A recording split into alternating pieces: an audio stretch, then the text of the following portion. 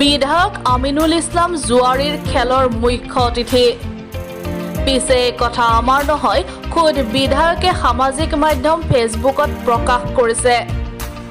জুৱাৰ ঘাটিলৈ পৰিণত হৈছে নেকি মৰিগাঁৱৰ হাঁহচৰাবৰী এলেকা?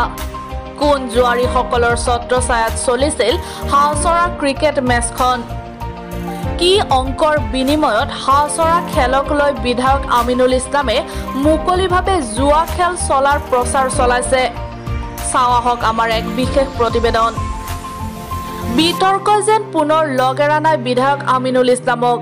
য'তে যায় তাতেই অঘটন ঘটে বিধায়ক আমিনুল ইছলামৰ উপস্থিতিত, যাৰ বাবে এতিয়া বিধায়কজনক সৰ্বত্ৰে ধিক্কাৰ জনাইছে দল সংগঠনে। এতিয়া প্ৰশ্ন হয়, কোভিড প্ৰটকল ভংগ কৰাৰ লগতে প্ৰশাসনৰ ৰোষত পৰাৰ ভয়ত অপপ্ৰচাৰ চলাইছে নেকি বিধায়কজনে? আম আদমি পাৰ্টিৰ অভিযোগ মতে বিধায়কজনৰ ভাষণক কেন্দ্ৰ কৰি সূত্ৰপাত হৈছিল হাঁহচৰা ক্ৰিকেট মেচৰ বিসংগতি।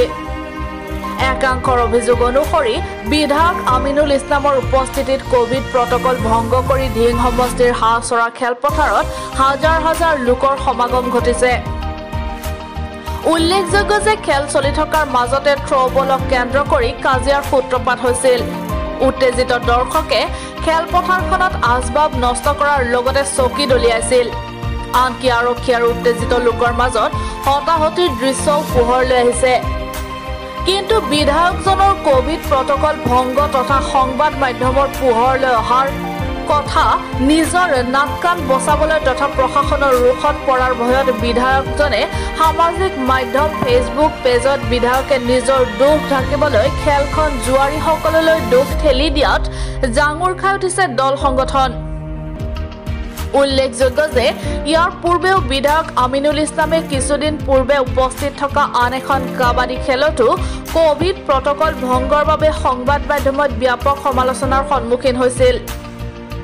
এতিয়া প্ৰশ্ন হয়, এজন জনপ্ৰতিনিধি হিচাপে বিধায়ক আমিনুল ইছলামৰ এনেদৰে অসাৱধানতাৰ দুখ ঢাকিবলৈ শেষ আশ্ৰয় অপপ্ৰচাৰ নেকি? আপোনালোকে জানে যে এনেকুৱা মন্তব্য কৰি তেওঁ একজন ভয়াতুৰ বিধায়ক আৰু আগতেও বহুত ক্ষমা খুজিছে। আগতেও মই দেখিছোঁ তেখেতে এটা মন্তব্য কৰিছিলে আমাৰ আহোমসকলক লৈ, পিছত গৈ ক্ষমা খুজিছিলে আৰু ক্ষমা খুজিব গৈ তাতে ধূপ ধূনা জ্বলাই পূজা কৰি শিৰ্ক কৰিলে। এজন মুছলমান বিধায়ক হৈ হাজী মানুহ হৈ শিৰ্ক কৰিলে। গতিকে ইয়াত যদি তেখেতে কৈছে জুৱাৰৰ এটা খেল আছিলে, সেই খেলটো তেখেতে উদ্বোধন কৰিছিলে। তেখেতে উদ্বোধন যদি জানিছিলে যে ইয়াত এটা জুৱাৰো খেল চলি আছে, তেতিয়াহ'লে সেই জুৱাৰী খেলটো কিয় উদ্বোধন কৰিব আহিছিল? তেতিয়াহ'লে উদ্বোধন কৰিব যদি আহিছিল তেতিয়াহ'লে তেখেত সেই জুৱাৰো খেলৰ শ্বেয়াৰ হৈ আছে। আৰু যদি তাত জুৱা খেল হোৱা নাই তেতিয়াহ'লে তেখেতে যিটো কথা কৈছে তাৰ কাৰণে মই কণ্ডেম কৰিছোঁ। এই মৰিয়াবাৰী মৌজাৰ গোটেই পঞ্চায়তৰ মানুহবিলাক তাত আছিলে। তেখেতে নাজানে আজি দুলাইগাঁও জিপিৰ মানুহ আছিলে, দাঁতিয়ালবৰীৰ জিপিৰ আছিলে, উলুবাৰী জিপিৰ আছিলে, বৰবৰী জিপিৰ আছিলে, গৰিয়াবৰী মৰিয়াবাৰী চব জিপিৰ মানুহ তাত আছিলে। এই চব জিপিৰ মানুহবিলাকক তেখেতে নিজে জুৱাৰী বুলি কৈ অপমান কৰিছে, মৰিয়াবাৰী মানুহক অপমান কৰিছে। গতিকে যেতিয়ালৈকে ৰাজহুৱাকে তেখেতে ক্ষমা নোখোজে, এটা খেলত আহি পেলাই চব মানুহক জুৱাৰী বুলি কয়, যেতিয়ালৈকে ৰাজহুৱাভাৱে ক্ষমা নোখোজে তেতিয়ালৈকে তেখেতক মৰিয়াবাৰী সোমোৱা নিষিদ্ধ কৰি দিব লাগে। মৰিয়াবাৰী অঞ্চলৰ মানুহক অপমান কৰিছে। তাত বহুত মুৰব্বী মানুহ আছিলে। তাত ময়ো গৈ পাইছিলোঁ যেতিয়া খেল আপোনাৰ কাজিয়া হৈছিলে তাত দুটা টিমৰ মাজত কাজিয়া হৈছিল। ইয়াৰ যোৱাৰ কথা কিয় আহিছে? তেখেতে এনেকুৱা বহুত মন্তব্য কৰি এজন নেতা হৈ, নেতা মানে এজন ইমাম শব্দৰ অৰ্থ হৈছে নেতা, এজন সমষ্টিৰ ইমাম হৈ এনেকুৱা মন্তব্য কৰি আজি মৰিয়াবাৰী অঞ্চলৰ মানুহক, হাড়চৰাবাহী অঞ্চলৰ মানুহক, মৰিয়াবাৰী মৌজাৰ মানুহক তেখেতে অপমান কৰিছে। মই জানো মৰিয়াবাৰী অঞ্চলৰ মানুহ কিছুমানে এতিয়ালৈকে বুজি পোৱা নাই, এই মানুহজনে সুযোগ সন্ধানী মানুহ। বিধায়ক আমিনুল ইছলামক মানুহে যে কয় ফেচবুকে মিলে, এইটো সঁচা। তেওঁ 2 তাৰিখে যিটো হাড়চৰা ক্ৰিকেট ফাইনেল খেল হৈছিল তাত তেওঁ মুখ্য অতিথি হিচাপে আছিল।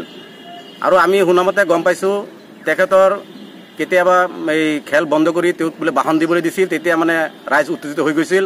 আৰু তেনেকৈ উত্তেজিত পৰিস্থিতিৰ মাজতেই পাছত এই খেলখন এটা হুলস্থুলীয়া পৰিৱেশ সৃষ্টি হয়, যাৰ কাৰণে নেকি যাৰ কাৰণে কমিটিয়ে খেল ভংগ কৰিবলৈ বাধ্য হৈছিল।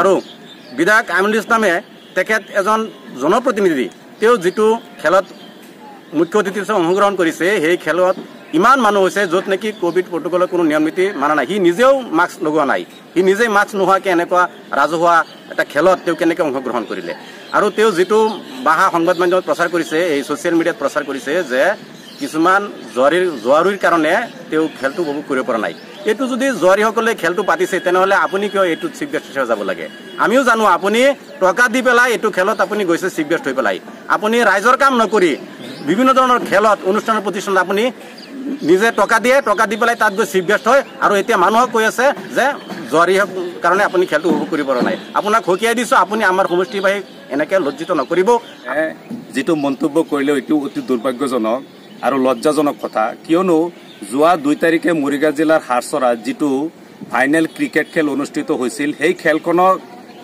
এছাম দুষ্কৃতিকাৰীয়ে অপ্ৰীতিকৰ পৰিৱেশৰ সৃষ্টি কৰি যাৰ কাৰণে খেলখন বাতিল কৰিবলৈ মানে কমিটিয়ে বাধ্য হৈছিল আৰু খেলখন সম্পূৰ্ণ কৰিব পৰা নাই আৰু এই ঘটনা সংক্ৰান্তত আমাৰ বিধায়ক মহোদয় ডিং সমষ্টিৰ মাননীয় বিধায়ক মহোদয়ে যে মন্তব্য কৰিলে যে এছাম জোৱাৰীয়ে খেলখন ভাঙিবলৈ বাধ্য কৰিলে বা খেলখনৰ মানে আচবাব পত্ৰ ইত্যাদি লণ্ডভণ্ড কৰিলে এইটো অতি দুৰ্ভাগ্যজনক কথা কিয়নো তেওঁ এই খেলখনত মুখ্য অতিথি হিচাপে উপস্থিত আছিল আৰু খেলখন যদি জোৱাৰীয়ে অনুষ্ঠিত কৰিছিল তেতিয়াহ'লে জোৱাৰীসকলৰ নিমন্ত্ৰণ তেওঁ কিয় ৰক্ষা কৰিলে গতিকে এই বিধায়ক মহোদয়ে সদায় এনেকুৱা মন্তব্য কৰি সদায়তো বিতৰ্কত সোমাই থাকে আৰু সমষ্টিবাহীক সদায় লজ্জাজনক অৱস্থাত তেওঁ এনেকুৱা ধৰণৰ মন্তব্য কৰে গতিকে আজি এই সংবাদ মাধ্যমৰ জৰিয়তে সকীয়াই দিব বিচাৰিছো বিধায়ক মহোদয় যাতে সমষ্টিবাহী কোনোদিনেই এনেকুৱা ধৰণৰ অপমানমূলক আৰু লজ্জাজনক কথা যাতে তেওঁৰ মুখেৰে মানে তেওঁ এনেকুৱা ধৰণৰ মন্তব্য নকৰে কিমান দূৰ গ্ৰহণযোগ্যতা বাৰংবাৰ কৰোনাক ভয়াৱহ